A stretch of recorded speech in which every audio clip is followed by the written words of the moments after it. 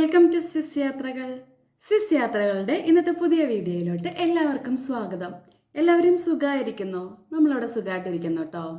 അപ്പോൾ ഇവിടെ ഇപ്പോൾ സ്പ്രിംഗ് സീസണാണ്, തണുപ്പൊക്കെ മാറി കുറേശ്ശെ ചൂടൊക്കെ ആയിട്ട് വരുന്നു. അങ്ങനത്തെ ക്ലൈമറ്റാണ് കേട്ടോ ഇപ്പോൾ ഇവിടെ. അപ്പോൾ നമ്മൾ ഇന്നത്തെ ടോപ്പിക്ക് തംബ്നെയിൽ കണ്ടപ്പോൾ മനസ്സിലായല്ലേ, ഇവിടുത്തെ സ്കൂളുകൾ എങ്ങനെയാണ്, ഇവിടുത്തെ സ്കൂളുകളെക്കുറിച്ച് നമുക്ക് കുറച്ച് ഡീറ്റെയിൽസ് നോക്കാം അല്ലേ.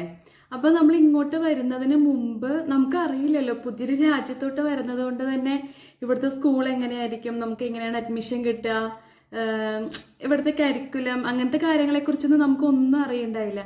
അപ്പോൾ ഞാനിങ്ങനെ കുറേ സെർച്ച് ചെയ്ത് നോക്കിയാലും ഇങ്ങനെ അധികം വീഡിയോസൊന്നും എനിക്ക് കിട്ടിയില്ല കേട്ടോ സ്വിറ്റ്സർലൻഡ് സ്കൂളിനെ കുറിച്ച്. നമുക്ക് ഇന്നത്തെ വീഡിയോയിൽ അപ്പോൾ ഇവിടുത്തെ സ്കൂളുകൾ എങ്ങനെയാണെന്നൊക്കെ നോക്കാം കേട്ടോ.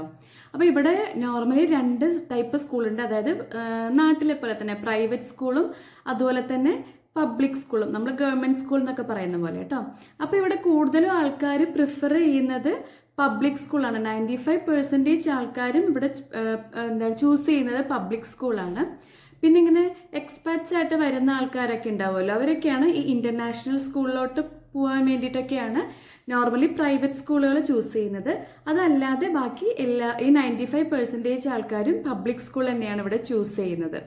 അപ്പോൾ ഇവിടുത്തെ പബ്ലിക് സ്കൂള് നമ്മൾ നോക്കുകയാണെങ്കിൽ ഓരോ കാൻറ്റോൺ അനുസരിച്ചിട്ടും ഈ സ്കൂൾ സിസ്റ്റത്തിന് വ്യത്യാസമുണ്ട്. നോർമലി ഒരു സ്റ്റാൻഡേർഡ് ഉണ്ട്, അതല്ലാതെ ആ സ്കൂൾ റൺ ചെയ്യുന്നത്, അതിൻ്റെ ടൈമിങ്, അങ്ങനെയുള്ള കാര്യങ്ങളൊക്കെ ഓരോ കാൻറ്റോൺ അനുസരിച്ചിട്ടും വ്യത്യാസമുണ്ട് കേട്ടോ. പിന്നെ ഇവിടുത്തെ പബ്ലിക് സ്കൂള് ഫ്രീ ആണ്, നമുക്ക് പൈസ അങ്ങനെ സംഭവങ്ങൾ കൊടുക്കേണ്ട ആവശ്യമൊന്നും വരുന്നില്ല കേട്ടോ. അവിടെ പബ്ലിക് സ്കൂൾ ഫ്രീ ആണ്. അതുപോലെ തന്നെ ലാംഗ്വേജ് വരുന്നത് ഏത് റീജിയനിലാണോ സ്കൂളുള്ളത്, ഏത് കാൻറ്റോണിലാണോ സ്കൂളുള്ളത്, ആ റീജിയനിലെ ലോക്കൽ ലാംഗ്വേജ് ആയിരിക്കും അവിടുത്തെ മീഡിയം ഓഫ് ലാംഗ്വേജ്. അപ്പം നമ്മുടെ ഏരിയയിൽ ഫ്രഞ്ച് ആയതുകൊണ്ട് തന്നെ അമ്മൂന് ലാംഗ്വേജ് ഫ്രഞ്ചാണ്. അപ്പം നോർമലി മീഡിയം ഓഫ് ലാംഗ്വേജ് അല്ലാതെ തന്നെ അവരെ ഇവിടെയുള്ള വേറൊരു ലാംഗ്വേജ് കൂടെ പഠിപ്പിക്കും. ഇവിടെ 4 ലാംഗ്വേജാണ് ഉള്ളതെന്ന് ഞാൻ മുമ്പത്തെ വീഡിയോസിൽ പറഞ്ഞിട്ടുണ്ടല്ലോ. അപ്പോൾ അതിൽ ഏതെങ്കിലും ഒരു ലാംഗ്വേജ് കൂടെ ഇവരെ സ്കൂളുകളിൽ പഠിപ്പിക്കുന്നുണ്ട്. അതുകൂടാതെ ഇംഗ്ലീഷും കൂടി ഉണ്ടാവും കേട്ടോ ഒരു ലാംഗ്വേജ് ആയിട്ട്. അപ്പോൾ ഇവിടുത്തെ സ്കൂളുകളിൽ ഇവർക്ക് യൂണിഫോം ഒന്നുമില്ല, കളർ ഡ്രസ്സ് തന്നെയാണ് ഇടുന്നത്. അങ്ങനെ യൂണിഫോം സംഭവങ്ങളൊന്നും ഇല്ല കേട്ടോ. അതുപോലെ തന്നെ ഇവർക്ക് സ്കൂളിലോട്ട് ആവശ്യമുള്ള ബുക്കുകൾ, പെൻസിൽ, അങ്ങനെയുള്ള എല്ലാ സാധനങ്ങളും ഇവർക്ക് സ്കൂളിൽ നിന്ന് തന്നെ പ്രൊവൈഡ് ചെയ്യും. അത് നമ്മൾ പ്രത്യേകിച്ച് പേ ചെയ്യേണ്ട ആവശ്യമൊന്നുമില്ല കേട്ടോ. എല്ലാ സാധനങ്ങളും ഇപ്പം അമ്മു ഫസ്റ്റ് വന്നിട്ട് നമ്മൾ അഡ്മിഷന് പോയ സമയത്ത് അവരിങ്ങനെ പറഞ്ഞിട്ടുണ്ടായിരുന്നു, അമ്മുവിന് സ്കൂളിൽ വിടുന്ന സമയത്ത് ഒരു സ്കൂൾ ബാഗും അതുപോലെ പെൻസിലൊക്കെ ഇടാൻ വേണ്ടിയിട്ടുള്ള പൗച്ചും ഇത് മാത്രം കൊടുത്തു വിട്ടാൽ മതി. പിന്നെ വാട്ടർ ബോട്ടിലും സ്നാക്കും, ഇത്രയും സംഭവങ്ങൾ മാത്രം കൊടുത്തു വിട്ടാൽ മതി എന്ന് അവർ പറഞ്ഞിട്ടുണ്ടായിരുന്നു കേട്ടോ. അപ്പോൾ ആദ്യം നമുക്ക് എന്ത് സംഭവം പിടികിട്ടിയില്ല. അത് കഴിഞ്ഞപ്പോഴാണ് മനസ്സിലായത് എല്ലാ സംഭവങ്ങളും ഇവർക്ക് സ്കൂളിൽ നിന്ന് തന്നെയാണ് കൊടുക്കുന്നത്. പിന്നെ ഇവിടുത്തെ സ്കൂൾ ടൈം നമ്മൾ നോക്കുവാണെങ്കിൽ ഞാൻ പറഞ്ഞല്ലോ ഓരോ കാൻറ്റോണിനനുസരിച്ചിട്ട് വ്യത്യാസം ഉണ്ടാവും. അപ്പോൾ ഇപ്പോൾ അമ്മൂനൊക്കെ ആണെങ്കിൽ 8:30 to 3 o'clock വരെയാണ് കേട്ടോ ടൈം ഉള്ളത്. 8:30 to 12 തൊട്ടിട്ട് 1:30 വരെ ലഞ്ച് ബ്രേക്കാണ് അമ്മൂൻ്റെ സ്കൂളിൽ. അപ്പോൾ 12 മണിയാകുമ്പോൾ അവരെ വീട്ടിലോട്ട് വിടും.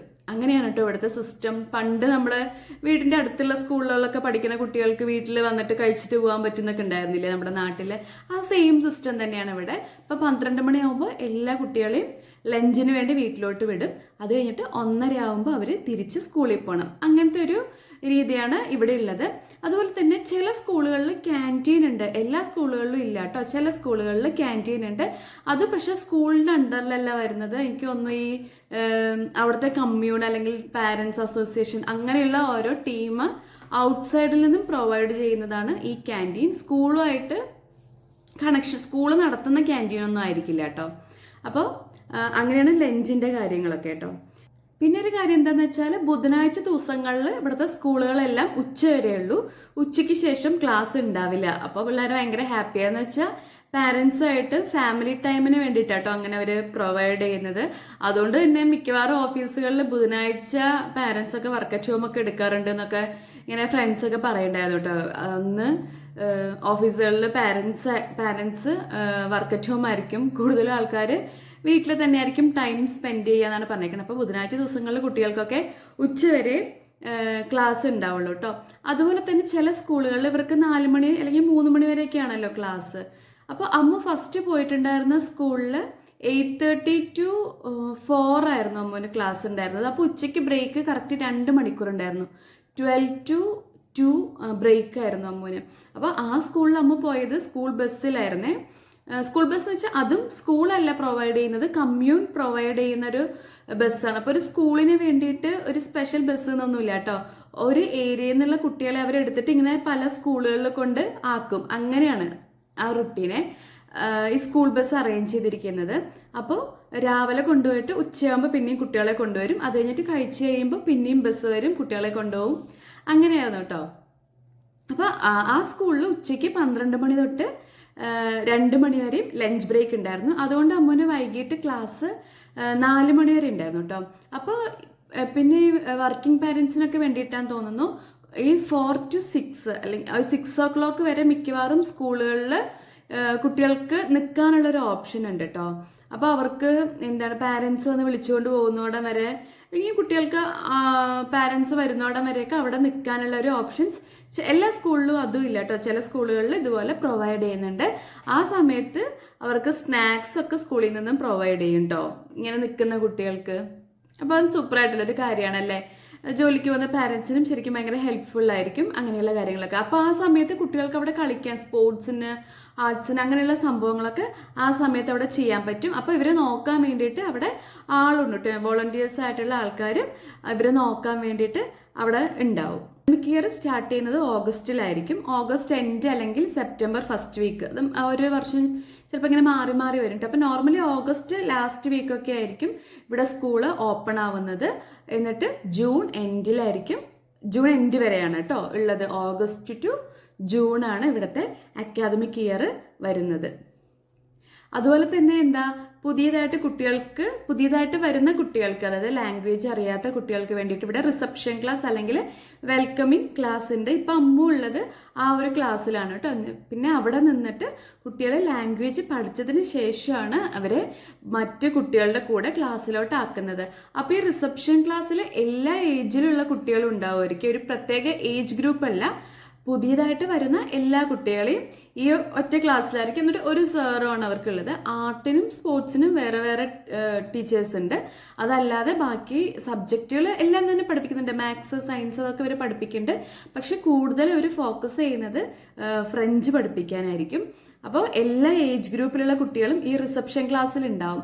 എന്നിട്ട് ഇവിടുന്ന് ഇവർ ലാംഗ്വേജ് ഒരുവിധം പഠിച്ചു കഴിഞ്ഞ് അവർക്ക് മനസ്സിലാവാറൊക്കെ ആകുമ്പോഴത്തേക്കും ഇവരെ മറ്റു കുട്ടികളുടെ കൂടെ ഇങ്ങനെ മാത്സ് പീരീഡ് ഏതെങ്കിലും ചില പീരീഡ്സ് മാത്രം അവരെ ആ ക്ലാസ്സിലോട്ടാക്കും. അത് കഴിഞ്ഞിട്ട് നോർമലി അവർ കംപ്ലീറ്റ് ആയിട്ട് പഠിച്ചു കഴിയുമ്പോഴത്തേക്കും അവരെ ഫുള്ളായിട്ട് നോർമൽ ക്ലാസ്സിലോട്ട് മാറ്റും. അങ്ങനെയാണ് ഇവിടുത്തെ റിസപ്ഷൻ ക്ലാസ് ഉള്ളത്. പിന്നെയെന്ന് വെച്ചാൽ പഠിക്കുന്നതിൻ്റെ ഒപ്പം തന്നെ കുട്ടികൾക്ക് സ്പോർട്സിലും അതുപോലെ തന്നെ ആർട്ടിലും ഒക്കെ എന്താണ് കുറച്ചും കൂടെ ട്രെയിനിങ് ഇവർ കൂടുതൽ കൊടുക്കുന്നുണ്ട് കേട്ടോ. ഇപ്പം നമുക്കൊക്കെ എന്ന് വെച്ചാൽ ആഴ്ചയിൽ ഒരു PT പീരീഡ് അങ്ങനെയൊക്കെയാണല്ലോ നമുക്ക് സ്കൂളിൽ ഉണ്ടായിരുന്നത്. പക്ഷെ ഇവർക്ക് എന്ന് വെച്ചാൽ ആ ഒരു ദിവസം രാവിലെ തൊട്ട് ഉച്ച വരെയൊക്കെ ഇവർക്ക് ആ ഇപ്പോൾ PE സ്പോർട്സ് ആണെങ്കിൽ ആ സ്പോർട്സ് തന്നെയായിരിക്കും. അപ്പോൾ അതിന് വേറെ ഒരു ബിൽഡിങ് തന്നെ ഉണ്ട്. അപ്പോൾ ഇപ്പം അമ്മ പോവുകയാണെങ്കിൽ ഇപ്പം ട്യൂസ്ഡേ ആണ് അമ്മൂന് സ്പോർട്സിൻ്റെ ദിവസം. അപ്പോൾ ട്യൂസ്ഡേ നേരെ ആ സ്പോർട്സിൻ്റെ ബിൽഡിങ്ങിലോട്ടാണ് അമ്മ പോവുക. അപ്പോൾ 8:30 to 11 സംതിങ് ആ ടൈം വരെ അമ്മൂന് സ്പോർട്സ് തന്നെയാണ്. അത് കഴിഞ്ഞിട്ട് പിന്നെ 12 o'clock വരെ നോർമൽ ക്ലാസ്സിലോട്ട് മാറ്റും. അതുപോലെ തിങ്കളാഴ്ച ദിവസമാണ് അമ്മൂന് ആർട്ട് ഉള്ളത്. അപ്പോൾ ആർട്ടിൻ്റെ ദിവസം ലഞ്ച് കഴിഞ്ഞിട്ടാണ് അമ്മൂന് ആർട്ട് വരുന്നത്. അപ്പോൾ ലഞ്ച് കഴിഞ്ഞ് നേരെ ആർട്ടിൻ്റെ ബിൽഡിങ്ങിലോട്ടാണ് ഇവർ പോവുക. നോർമൽ ക്ലാസ്സിൽ പോകണ്ട, നേരെ ആർട്ടിൻ്റെ ബിൽഡിങ്ങിൽ പോയിട്ട് അന്ന് പിന്നെ ഉച്ച തൊട്ട് വൈകുന്നേരം വരെ ഇവർക്ക് ആർട്ട് മാത്രമേ ഉള്ളൂ. അപ്പോൾ ആർട്ടിൽ തന്നെയാണെങ്കിൽ ഇവർ പെയിൻറ്റിങ്, ഡ്രോയിങ് അത് ചെയ്തതിൻ്റെ കൂടെ തന്നെ ഇങ്ങനെ എന്താ പറയുക, മരത്തിൽ ഇങ്ങനെ കൊത്തിയിട്ടൊക്കെ ചെയ്യില്ലേ, മരത്തിൽ വരച്ചിട്ട് ആ ടൂൾസൊക്കെ വെച്ച് മരത്തിൽ കൊത്തി അങ്ങനത്തെ സംഭവങ്ങളൊക്കെ ഇവിടെ പഠിപ്പിക്കുന്നുണ്ട് കേട്ടോ. അപ്പോൾ അമ്മ ഫസ്റ്റ് പോയപ്പോൾ ആ സംഭവമായിരുന്നു അമ്മോനെ ആർട്ടിൽ ഉണ്ടായിരുന്നത്. അപ്പോൾ ഫസ്റ്റ് തന്നെ പോയി കൈയൊക്കെ മുറിച്ചിട്ടാണ് ആൾ വന്നത്. പക്ഷെ സൂപ്പറാണ്, കാരണം കുട്ടികൾക്ക് എല്ലാത്തിലും ഇങ്ങനെ ഒരു അപ്പോൾ അവർക്ക് അതിൽ ടേസ്റ്റ് ഉണ്ടോ എന്ന് അവർക്ക് മനസ്സിലാക്കാൻ പറ്റുമല്ലോ, ആ കാര്യത്തിൽ അവർക്ക് കഴിവുണ്ടോ എന്നൊക്കെ ഇങ്ങനെ കണ്ടുപിടിക്കാൻ പറ്റുമല്ലോ. അത് നല്ല അടിപൊളി സംഭവമായിട്ട് എനിക്ക് തോന്നിയിട്ടുണ്ട് കേട്ടോ. അതുപോലെ തന്നെ സ്പോർട്സും. അതുപോലെ മുമ്പ് പോയ സ്കൂളിൽ അമ്മൂന് സ്വിമ്മിങ് ഉണ്ടായിരുന്നു, ആഴ്ചയിൽ ഒരു ദിവസം സ്വിമ്മിങ് ഉണ്ടായിരുന്നു കേട്ടോ. അതും ഇതുപോലെ തന്നെ രാവിലെ തൊട്ട് ഉച്ചവരെ, അല്ലെങ്കിൽ അത്ര നല്ല ലോങ് ടൈം അവർക്ക് അതുണ്ടാവും. പക്ഷേ ഈ സ്കൂളിൽ സ്വിമ്മിങ്ങിൻ്റെ ഓപ്ഷൻ ഇല്ല, അതുകൊണ്ട് സ്വിമ്മിങ് ഇല്ല. അതല്ലാണ്ടുള്ള ബാക്കി സ്പോർട്സിൻ്റെ എല്ലാം ഉണ്ട് കേട്ടോ. വോളിബോൾ, ബാഡ്മിൻ്റൺ, അങ്ങനെ ഒരുപാട് സംഭവങ്ങൾ. അതുപോലെ ഇവരെ കുറേ എക്സസൈസ് ചെയ്യിപ്പിക്കും, ഓടിപ്പിക്കും, വേറെ പാർക്കുകളിൽ കൊണ്ടുപോകും, അങ്ങനത്തെ കുറേ സംഭവങ്ങൾ ഇവരെ ചെയ്യിപ്പിക്കുന്നുണ്ട്. അപ്പോൾ ഇവിടുത്തെ സ്കൂളിൽ നമ്മൾ കുട്ടികളെ അയച്ചു കൊടുക്കുന്ന ഏജ് എന്ന് പറയുന്നത് 4 years ആണ് കേട്ടോ. 4 വയസ്സാകുമ്പോഴാണ് സ്കൂളിലോട്ട് വിടുന്നത്, നമ്മൾ LKG വിടുന്ന പോലെ. പക്ഷെ ഇവിടെ ഇങ്ങനെ LKG UKG എന്നൊന്നുമല്ല പറയുന്നത്, അതും 1, ഇപ്പം ഗ്രേഡ് 1 ആയിട്ട് തന്നെയാണ് LKGയും ഇവർ കാൽക്കുലേറ്റ് ചെയ്യുന്നത്. അപ്പോൾ ഇവർക്ക് ഇപ്പം നോർമൽ ഒരു സ്കൂൾ ഇയർ 3 ആയിട്ട് തിരിച്ചിട്ടുണ്ട്. അതായത് നോർമലി പ്രൈമറി ആൻഡ് സെക്കൻഡറി ആണുള്ളത്. ആ പ്രൈമറി തന്നെ ഫസ്റ്റ് സ്റ്റേജും സെക്കൻഡ് സ്റ്റേജും ഉണ്ട് കേട്ടോ. അപ്പോൾ ആ ഫസ്റ്റ് സ്റ്റേജ് എന്ന് പറയുന്നത് ഗ്രേഡ് 1 to 4 ആണ്. അതായത് LKG UKG 1 2, അതാ നമ്മുടെ നാട്ടിലത്തെ പറയുമ്പോൾ അതുവരെയാണ് ഗ്രേഡ് 4 വരുന്നത്. അത് കഴിഞ്ഞ് പിന്നെ പ്രൈമറിയുടെ തന്നെ സെക്കൻഡ് സ്റ്റേജ് വരുന്നതാണ് 5 6 7 8. അതായത് നമ്മുടെ നാട്ടിലെ കുട്ടികൾ 6th ക്ലാസ്സിലെത്തില്ലേ, ആ ക്ലാസ്സാണ് ഇവിടുത്തെ 8th. അപ്പോൾ ഇവിടുത്തെ 8th വരെയാണ് പ്രൈമറി സെക്ഷൻ ആയിട്ടുള്ളത്. അത് കഴിഞ്ഞിട്ട് അപ്പോൾ പ്രൈമറി സെക്ഷൻ എന്ന് പറയുമ്പോൾ 11 to 12 years ഉള്ള കുട്ടികളായിരിക്കും ഈ 8th പഠിക്കുക. അത് കഴിഞ്ഞിട്ട് പിന്നെയുള്ളതാണ് സെക്കൻഡറി. അപ്പോൾ സെക്കൻഡറിയിലോട്ട് പോണ കുട്ടികൾ 12 years തൊട്ടുള്ള കുട്ടികളാണ് സെക്കൻഡറിയിലോട്ട് പോകുന്നത്. അതുപോലെ തന്നെ ഇവർക്ക് എപ്പോഴും ഇങ്ങനെ എക്സാം ഒന്നും ഇല്ല കേട്ടോ. ഉള്ള എക്സാം നോർമലി ഇവർക്ക് എക്സാംസ് വരുന്നത് ഗ്രേഡ് 4, ഗ്രേഡ് 6, പിന്നെ ഗ്രേഡ് 8, അങ്ങനെയൊക്കെയാണ്. നമ്മുടെ പബ്ലിക് എക്സാം പോലെയാണ് ഇവിടെ എക്സാം വരുന്നത്. അല്ലാതെ നമുക്ക് നമ്മുടെ സ്കൂളുകളിലുള്ള പോലെ തന്നെ ഇങ്ങനെ എന്താണ് ടേം എക്സാം, പീരിയോഡിക് എക്സാം, അങ്ങനത്തെ സംഭവങ്ങളൊന്നും ഇവിടെ ഇല്ല കേട്ടോ. അപ്പം ഞാൻ പ്രൈമറിയും സെക്കൻഡറിയും സെക്ഷനാണ് ഉള്ളത് എന്ന് പറഞ്ഞല്ലോ. അപ്പോൾ പ്രൈമറി സെക്ഷൻ തീരുന്നത് ഇവർ ഗ്രേഡ് 8 കേട്ടോ. ഇവർക്കൊരു 11 to 12 years ആവുമ്പോഴാണ് ഇവർ 8th എത്തുന്നത്. അപ്പോൾ 8th തീർന്നു കഴിയുമ്പോൾ പിന്നെ ഇവർക്കൊരു പബ്ലിക് എക്സാം വരുന്നുണ്ട് കേട്ടോ. അപ്പോൾ ആ എക്സാമിൻ്റെ മാർക്ക് അനുസരിച്ചിട്ട് ഇവർ സെക്കൻഡറി സെക്ഷനിലോട്ട് പോകുമ്പോൾ ഇവർ 2 ഗ്രൂപ്പായിട്ട് തിരിക്കും. അതായത് ഈ സെക്കൻഡറി സെക്ഷൻ തന്നെ 2 ഗ്രൂപ്പായിട്ടാണ് ഉള്ളത്. അതിൽ എന്താണ് ജനറൽ ഗ്രൂപ്പും ഉണ്ട്, അതുപോലെ തന്നെ പ്രീ ജിംനേഷ്യം എന്ന് പറഞ്ഞിട്ടുള്ള ഒരു ഗ്രൂപ്പും ഉണ്ട് കേട്ടോ. അപ്പോൾ ഈ 8th എക്സാമിൽ ഹയസ്റ്റ് മാർക്ക് സ്കോർ ചെയ്യുന്ന കുട്ടികൾ ഈ പ്രീ ജിംനേഷ്യം എന്ന് പറഞ്ഞിട്ടുള്ള ഈ സെക്ഷനിലോട്ട് പോകും. അതല്ലാത്ത കുട്ടികൾ ജനറൽ ഗ്രൂപ്പിലോട്ട് പോകും. അപ്പോൾ ഈ പ്രീ ജിംനേഷ്യത്തിലോട്ട് പോകുന്ന കുട്ടികളാണ് പിന്നീട് എന്താണ് ഈ പ്രീ ജിംനേഷ്യം 3 year ആണുള്ളത്. അപ്പോൾ അവിടെ അവർ നന്നായിട്ട് പെർഫോം ചെയ്ത് അവിടെയുള്ള എക്സാംസിലൊക്കെ ഇവർ നല്ല മാർക്ക് കിട്ടിക്കഴിയുമ്പോഴാണ് പിന്നെ ഇവർക്ക് ജിംനേഷ്യത്തിലോട്ട് പോകാൻ പറ്റുക. പിന്നെ ജിംനേഷ്യം കഴിയുമ്പോഴാണ് പിന്നെ അവർക്ക് യൂണിവേഴ്സിറ്റീസിലൊക്കെ പോകാൻ പറ്റുന്നത്. അപ്പോൾ അതാണ് സെക്കൻഡറിയിലുള്ള ഒരു സെക്ഷൻ എന്ന് പറയുന്നത്. പിന്നെ സെക്കൻഡറിയിലുള്ള അടുത്ത സെക്ഷൻ ജനറൽ എന്ന് പറയുന്ന ആ ഒരു സെക്ഷൻ, അതെന്ന് വെച്ചാൽ നമ്മുടെ ഈ വൊക്കേഷണൽ ആയിട്ടുള്ള ഒരു കോഴ്സാണ് കേട്ടോ അത്. അപ്പോൾ അവർക്ക് നമ്മളിപ്പോൾ നോർമലി പഠിക്കുന്നത് പോലെ ഒരുപാട് സബ്ജക്ട്സുകളും കാര്യങ്ങളൊന്നും പഠിക്കാനില്ല. അവർക്ക് ഏത് ഫീൽഡാണോ ഇഷ്ടം, അവർക്ക് ഇഷ്ടമുള്ള ഫീൽഡ് ഏതാണോ അത് അവർക്ക് ചൂസ് ചെയ്യാൻ പറ്റും അവിടെ. എന്നിട്ട് അതാണ് അവർ പഠിക്കുന്നത്. അപ്പോൾ അവർക്ക് ചൂസ് ചെയ്യുന്ന ആ ഫീൽഡിനെ കുറിച്ച് മാത്രം പഠിച്ചാൽ മതി. ഇപ്പം നമുക്ക് സ്കൂളുകളിൽ നമ്മൾ 10th വരെ കമ്പൽസറി ആയിട്ട് ഒരുപാട് സബ്ജക്റ്റുകൾ പഠിക്കുന്നുണ്ടല്ലോ. കെമിസ്ട്രി, ഫിസിക്സ്, മാത്സ്, ലാംഗ്വേജസ് കുറേ പഠിക്കുന്നുണ്ട്. അപ്പോൾ ഇവിടെ നമ്മൾ പ്രീ ജിംനേഷ്യത്തിൽ പോവുകയാണെങ്കിൽ അങ്ങനെയുള്ള സംഭവങ്ങളെല്ലാം നമ്മൾ പഠിക്കും.